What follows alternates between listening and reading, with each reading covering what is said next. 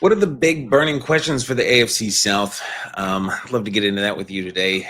I'm Luke, and that's Michael, and this is We Are the Game. We are going to get into those questions today, and we're going to kick things off here real quick because I don't even want to waste any time. I enjoy this division very much, even though they're usually kind of struggling as a group, but I don't know why they just always intrigue me. So let's kick things off real quick with, I believe, the Tennessee Titans and what your first big question is for them going into the 2025 season. Take the wheel whenever you're ready.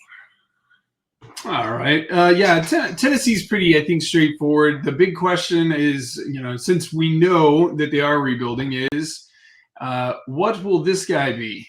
I think there's great need and expectation for Cam Ward as he walks in the door. Every year we have a new quarterbacks enter the league, and it's always a question of, are they going to be able to be ready right away? Are they going to have a little time before they're in it? And you never really know how they're going to perform or how ready the team is to kind of support them in those efforts. And I think all of those questions are open for Cam as he comes in. The big question is, are they going to be able to protect him? Are they going to be able to stay under 60 sacks for him? I think that's going to be a lot of questions for him as a quarterback, of being intelligent and smart with the ball, knowing when the play's over, staying out of trouble, all of that. But for the pieces around him as well. The team has some really good pieces in place, and I'm kind of excited for him. He has Tony Pollard, who I am a Cowboys fan, so I have a high opinion of Tony already. I think he's done really well for them, and I'm intrigued to see how he does maybe with a more capable offense around him coming up for this season, and take some of that pressure, or keep all that pressure from being just sitting right on Cam the whole time. Plus, he has some real interesting pieces to go with him on the wide receiver core with Tyler Lockett and Ridley. I think it's his last chance, but since we're Razorback fans, I think Treylon Burks might also get to be in that mix too. I hope so. And if so, we'll see what he has to really offer. But I have hopes. So I think for me, that's the big question is, I think the whole story of Tennessee is Cam getting there, trying to get him acclimated. Obviously, this is still rebuilding, but can they support him, keep him safe this year as he grows and develops? What do you think? Does that story make sense? And what would you have to add to it? Yeah, no, 100%. I mean, on the sacks thing, he's a somewhat mobile quarterback. He's certainly capable of moving around. And I tend to, when I think of young quarterbacks, I think of young first-year Kyler Murray, because Cardinals fan, and I make everything about the Cardinals. But his first year, probably 10, maybe 12 of his sacks were of his own design. Maybe not design, but like his own doing. Yeah. Like he ran into about as much trouble as he ran out of. And he had no idea how to throw the ball away. It is actually an underrated skill for young quarterbacks. It's like, to heck with your completion percentage for this first year. I need you to not die. So, yes. He would do things like he would run out and just keep on running toward the edge, and he'd just run out of bounds and lose 3 yards. And I'm like, dude, just throw the ball. Yeah. Throw the ball away. And it made no sense to me. So little things like that, I think, could really help his first year. We'll see what they do with running the ball, and hopefully they keep the pressure off of Cam Ward by, running the ball a good amount. But at some point he's going to have to make things happen. So it's, for me, this year's going to be all about, can he grow through the season? So I guess we'll see. What else you got? Or no, that'll lead right into what exactly do they have around him? I think this is the background story, is for all the hype and excitement about Cam Ward getting there and actually having weapons that I think are legitimate weapons. There's really this offensive line. A good portion of it's moved around and new and all of that, but can they protect him? Can they keep him safe? I think they gave up 52. The offensive line from last year gave up 52 sacks. With a rookie, like you were just saying, are you going to give up a few that you probably really aren't even your fault? But I think that's got to be the main concern or intrigue. If this line can pull together, I think they're going to actually get some interesting productivity out of the offense this season. But I think a lot of the offensive side of the ball rests on them. On the defense, we were talking about before, their run defense was, the opposite of good. They were very questionable at best. I think they've done some good work to try to level that off, but I think that's going to be the question: is can they control teams' run games, keep the game close to allow the offense to win them some games? So yeah, that's I think the background story, which really is same. It's just part of the overarching story of this team. Does that make sense to you? Oh yeah, no, it's young quarterback. It's priority one is protect him. If you can give him 3 seconds in the pocket most of the time, he'll get a chance to actually make some reads and be an NFL player. But that is, of course, doubly true because every team knows this. Like, this is not a new idea. Every team is going to test him, and they're going to be blitzing him with looks he's never seen before, because that's the key to stopping the Titans. If you can stop Cam Ward, and limit them down to just their run game, you're going to beat them, right? Quite frankly. Yeah. So that will be the linchpin for this. This is him and this offensive line. So we'll see.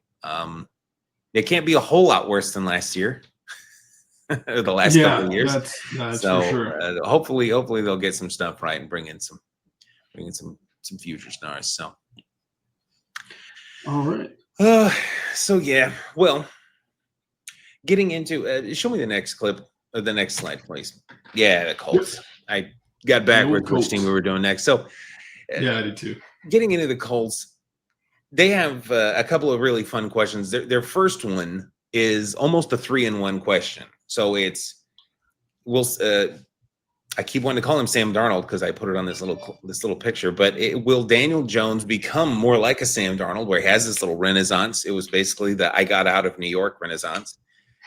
And will that turn into a thing? Will Anthony Richardson get another starting job there or somewhere else? I imagine he'll get another opportunity. I mean, as long as you're on a roster, you'll have an opportunity. Yeah. So there, and then, or is he just a gateway to Arch? I put here gateway to Arch, but is he a gateway to drafting a quarterback high in the draft next year? The Colts have set themselves up to have a significant amount of cap space next year. Right now, I think they're on track to have like $70 million next year because they're not really tied down to a quarterback. This would be the third year of Anthony Richardson if he were healthy, and now there's questions about if he's healthy or not. I've heard some. Not second guessing, but like coming back that he might actually be able to play. Like they're looking for second opinions on his shoulder if he can have something done and play some this year. I think he sees the importance of playing this year, and it would be. But that's the biggest questions for them is what are they going to do with quarterback? How is it going to look this year? Is it going to work at all? I kind of like the toolkit that they have around him. I think that if Daniel Jones can turn into something of a I can't think of the term. Oh my gosh, game manager. Then I think they could actually challenge for that division because I like their defense. Yeah. I like their offensive line is always good. Their run game is always good, and they're solidly coached. So I think that they've got a shot, but I don't know that I trust them any past that. What have you thought when you looked at their quarterback room? Well, it does make me wonder: are they kind of past the Anthony Richardson, or are they just using Daniel Jones? Are they just trying to have them push each other, or is it a clear no? I don't know. I'll be very interested to see how that goes. Like you've pointed out, Daniel Jones has his moments, right, where he is like, man, I see why New York was so excited about him back then and all of that. It's not for the same reasons. I think like there's that classic throw we saw last season from Anthony Richardson. It was wild. Everyone took note of it. That's not Daniel Jones. Daniel Jones, his like, whoa, what just happened is, somebody in pursuit and he either gets out of it or shoves the guy to the ground and keeps going. He has these moments of being almost, forgive me for saying it, Josh Allen-esque in the sense of like, he's big guy, he can run a little bit and all of that. He's dangerous in a different way. And I think having two looks is not the worst thing in a way, but I think the question mark here has got to be difficult for the team as a whole. But I think it's smart of them to hedge their bets. I'll be very interested to see how that comes out. But yes, I do think that this question will define what's going on with this team this year for sure. Yeah. Yeah, it should be fun. The other thing that I think is fun is the next question here is Jonathan Taylor, man. Everybody likes Jonathan Taylor. I'm among them. Yeah. He's great. He's underrated. He's probably the quietest top 5 running back in the NFL. I mean, it's a few years removed, but he has an 1,800-yard season under his belt. Yeah. Probably won your fantasy league that year if you had him. And so he really is quite amazing. So is he going to carry them as part of that aforementioned Daniel Jones kind of managing things and just not screwing up, and then they just make Taylor the feature? But if things start to go sideways early on, and without looking at their schedule in particular, let's say they start out, 2-4 or 2-5 or something like that. Maybe they start thinking about next year. They'll probably know by then if Daniel Jones looks like he's going to be able to work. If they get hit with a string of injuries or something like that, I really do think that they are in a position where they could move. They could trade Jonathan Taylor. For reference, he's 26. He'll turn 27, I think, in January. His cap is very movable. Like his contract rather is very movable. The dead cap hit, especially if they were able to trade him, is like $3 million this year and $2 million next year or something like that. And if they're looking to move on to a new quarterback, maybe there'll be a free agent quarterback they decide to bring in, and they'd like to not have to pay him another $20 million a year or something like that. And not to make this about Dallas, but I kind of like the idea of the move for Dallas in particular. I was thinking the same thing. Yeah, it makes a lot of sense. So we'll see. I don't know that it makes enough sense for the Colts to move off of him yet. Maybe that's why he starts the season with them. However, in my opinion, a running back is one of those things where you can not quite plug and play, but he can walk in the door and get a good idea of what's going on very quickly. Seems to be the case. I've seen other running backs traded, and it seemed like it worked fairly quickly. Sometimes it's no, you're lined up on the right, not on the left kind of things. But for the most part, they seem to acclimate very quickly. So I do like the fun possibilities with him. But I don't know. What do you think? Would you like him on Dallas, or would you rather? Well, yeah. No, I think everyone would like him. Like there's very few teams who could say no, both from a productivity and who he is as a player standpoint, but also from the financial aspect of him as well. Like there's a couple of running backs out there that are better running backs, but they're real expensive in comparison. So yeah, I think I would love to. I don't think he really has tons of injuries either, which is nice. It'll be interesting to see. It's going to be very important for them that he stays healthy and is relatively productive to keep his value high for that scenario. In the case of Indianapolis, for Dallas, I'd take him as cheap as I can get him. But I think that there is a chance, though, that he will work in tandem and keep the team together more than breaking it apart. It'll be interesting to see where they are mid-season. But yeah, he is the linchpin to are the buyers or sellers, I would think, come mid-season for certain. Nice. All right, well, let's take a look at the Houston Texans. This is, I think, the major question for what is around this a very good team, a very solid team. I think C.J. Stroud has proven himself to be a fairly known quantity. I think we're comfortable as fans thinking of him as a solid quarterback, probably top 10 quarterback. The big question is, can they keep him protected? 54 sacks last year is a lot. I think they were rated like the 3rd worst offensive line. They've made a few changes and they're trying to help out with this, but they seem like they just one-to-one trade outs instead of real improvement per se. It's funny how different guys gel together better on offensive line. So we'll see how that all works out. Again, CJ has such good weapons around him. He's got one of the most enviable running games in the league, right? Who doesn't want those guys behind you to keep you up? But again, I don't care who you are. If your offensive line can't create a hole, there's nowhere to go. So they're gonna be carrying this team. Speaking of teams that are going to be, this team has been very consistently a great team for the last few years. I think this offensive line could potentially cost them that if they're not careful. If any of those other teams have any resurgence this year, I think that could put them in a very vulnerable position, keeping their top spot in the league, if that makes sense. What do you think? Do you think that's putting too much value or weight upon this offensive line, or do you think that while this may be the story, it's a little over dramatized? I mean, it's not the only thing that's going to affect their success this year, of course, but like with any team, it will be huge. And they moved off of Laramie Tunsil, their left tackle, who was, I'm pretty sure, their best offensive lineman. Hopefully they bring in a good guy behind him. I think they were a team that was very affected by injuries, specifically at wide receiver, which may have affected their offense.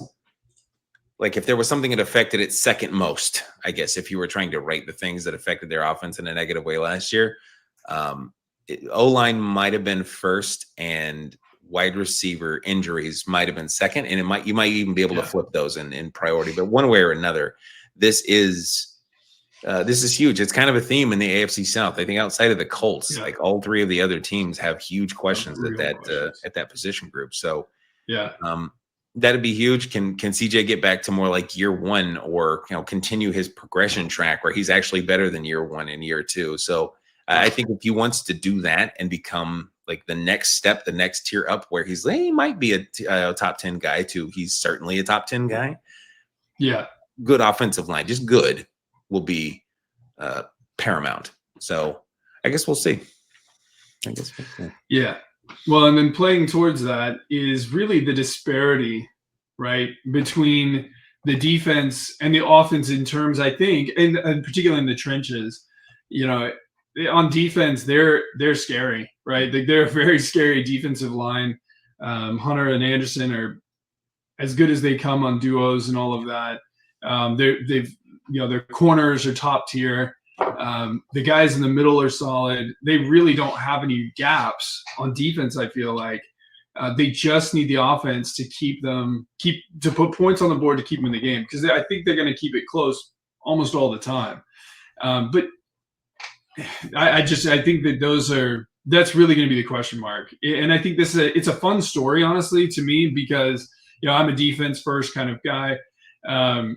But it's the disparity. It's juxtaposing the two against each other to see how they perform. Does this storyline make sense to you as far as kind of that background? And do you think that the offense can provide enough firepower to keep them the number one kind of team in that division?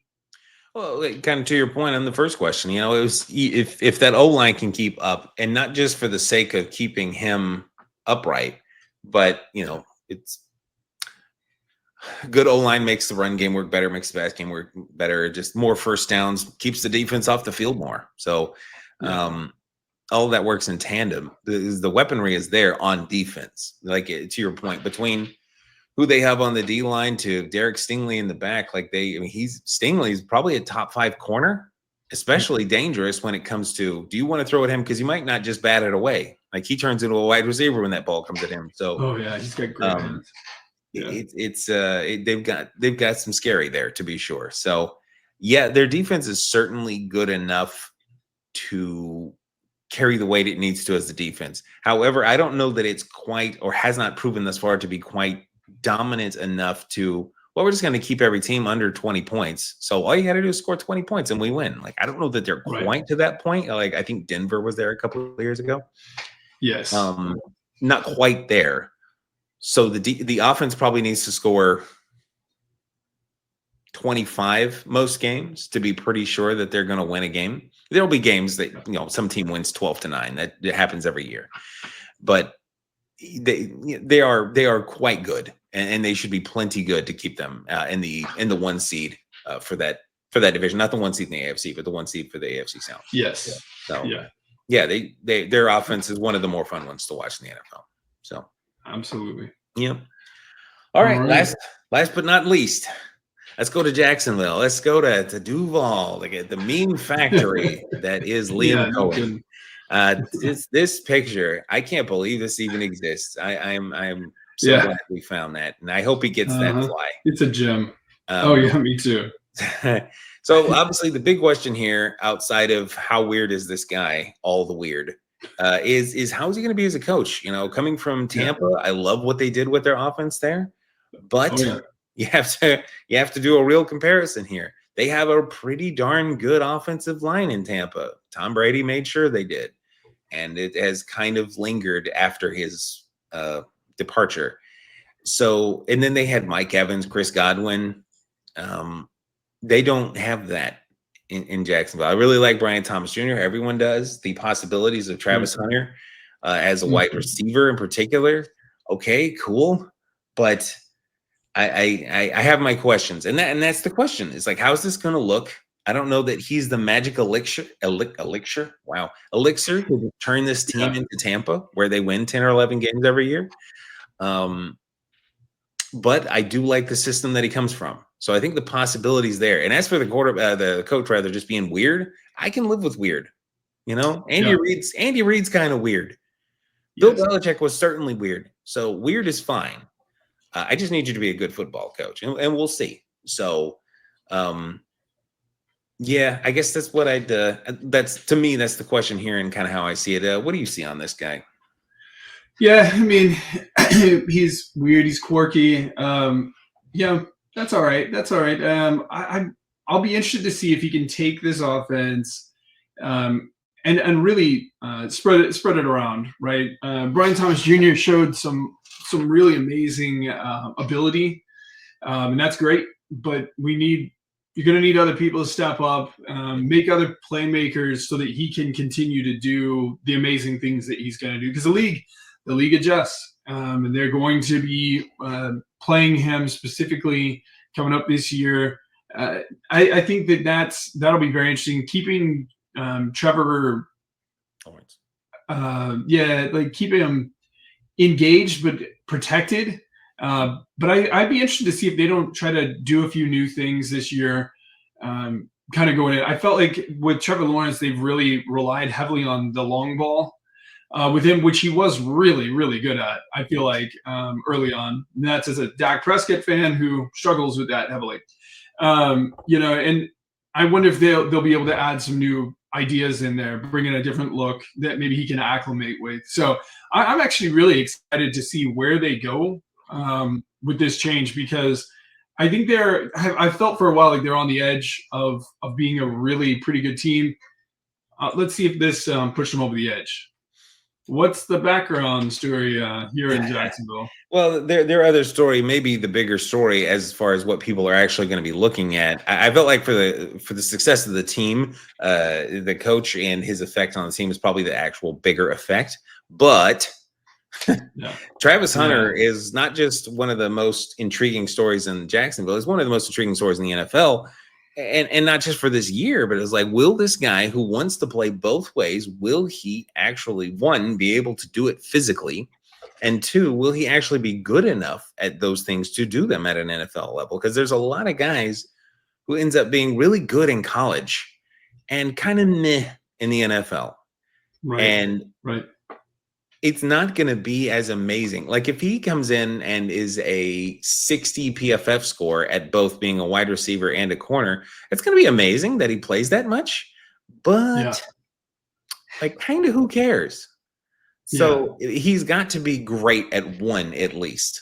Or he's got to be really good. And I don't know that he has to be really good at one year one, but he's got to show that what he has can work in the NFL. So that's his question is kind of vast.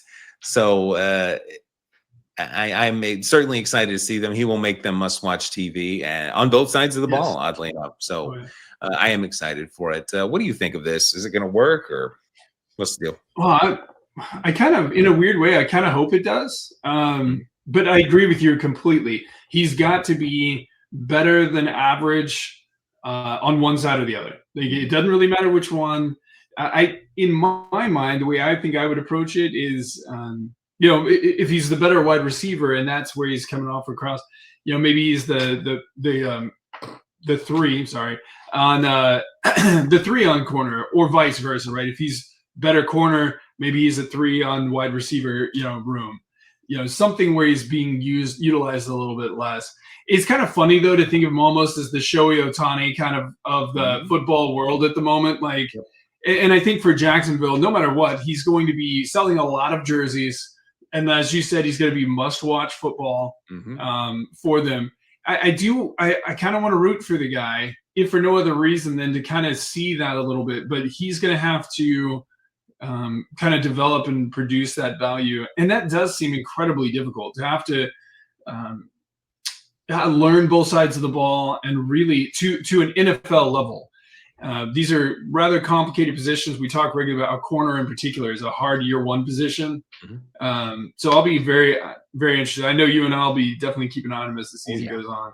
But yeah, he is the vacuum of interest, I think, for this team is, okay, so what's this guy going to do? So, which is probably not the worst thing for the team as a whole.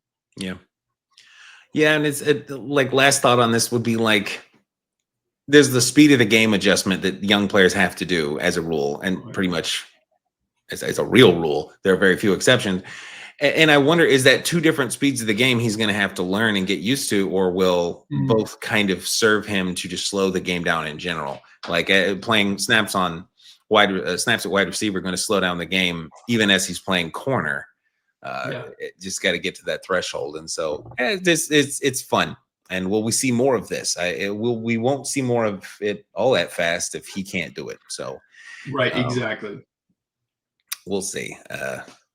We'll see. But that'll wrap up our AFC South burning questions. Thanks to everybody for joining. We are trying to get to 100 subscribers by the start of the 2025 NFL season. We got less than 60 days. Thank you. And we're really amped up for that. So, if you wouldn't mind giving us a like and a subscribe, or drop us a comment on what the bigger questions are for you, we certainly appreciate it. We will see you next week with the AFC West and get into some fun stuff there. And until then, have a fantastic week.